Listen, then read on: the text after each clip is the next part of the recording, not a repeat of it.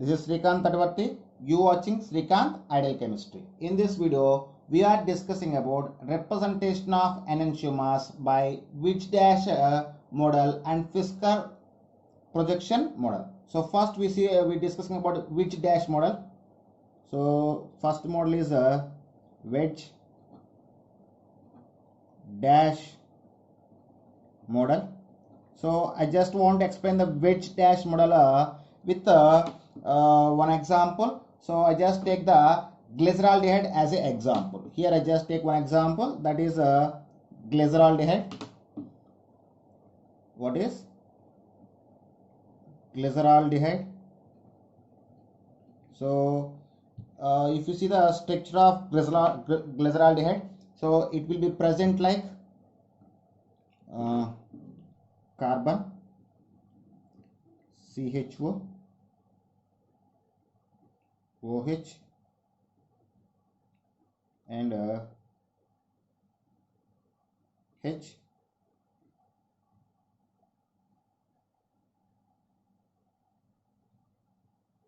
and CH2OH. So this is the Witch dash model of glyceraldehyde. So in the Witch dash model, here this is we call as dash bond or a dash line. We call as a broken wedge or a dash line. It is called as a broken wedge or a dash line, and this is we call as a solid wedge or thick line. Solid wedge or a thick line. So these two are we call as a continuous line or a solid line. These two are the solid lines, and the solid lines, the bonds which are represented with the solid lines, those are present on the plane. So these are we call as continuous lines or solid lines. These continuous or solid lines are representation of bonds in the same plane. So these are present on plane, I mean on paper. And the dash representation or the broken which is present below the paper. So it is present at below the paper, and the solid wedge or thick line is present above the paper or perpendicular to the paper. Both broken wedge and solid wedge are perpendicular to the paper, but the broken wedge or dash line is present below the paper, and thick line or solid wedge present above the paper. Here paper means plane. We can call as paper or plane. Once again see this, in the wedge dash model, the thick lines are continuous lines present on the plane or present on the paper. At the same time, the broken wedge or dash line is present at below the plane or paper, and the solid wedge is present at above the paper or above the plane. So this is the indication of wedge and dash model. So next I just take the Fisker model. Fisker projection. Fisker projection model. So in the Fisker projection model, so the scientist Fisker proposed a most simple three-dimensional representation of a chiral molecule. So he just take the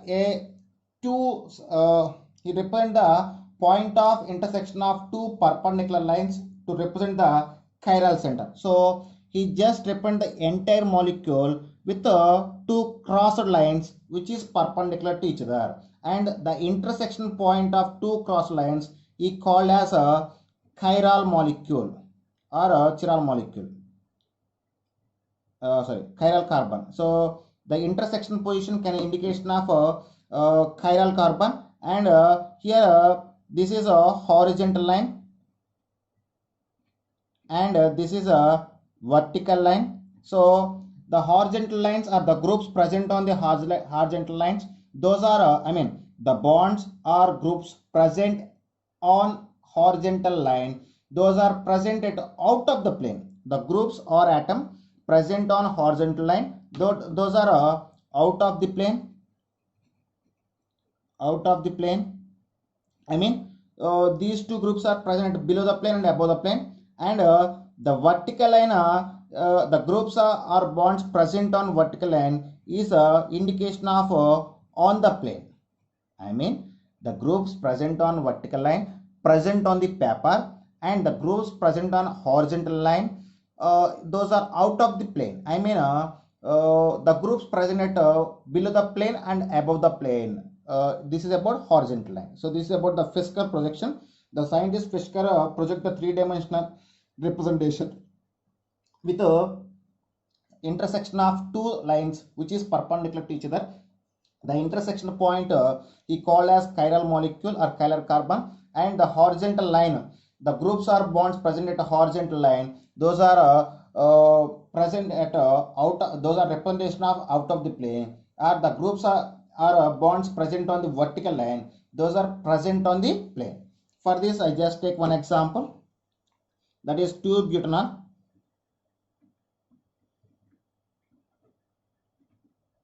So if you observe the mirror image of 2-butanol, so we can write like, so first I just the intersection of two lines.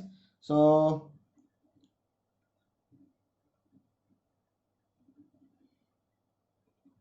okay, so this is a one molecule. This is the structure of a Fisker projection of 2-butanol. So when you observe these Fisker projection of 2-butanol in the mirror, so the structure which is present like, so these are the mirror image of 2-butanol by representation of Fisker projection. Suppose same structure if you show with the wedge dash model. So here also just take the example of 2-butanol for better understanding. So if you take the wedge dash model of 2-butanol, so it will be present like, so see carefully.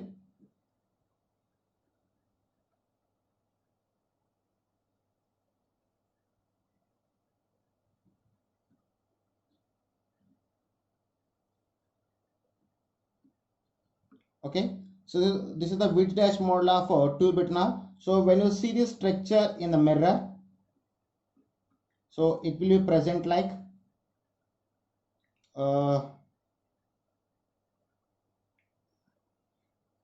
carbon, CH3,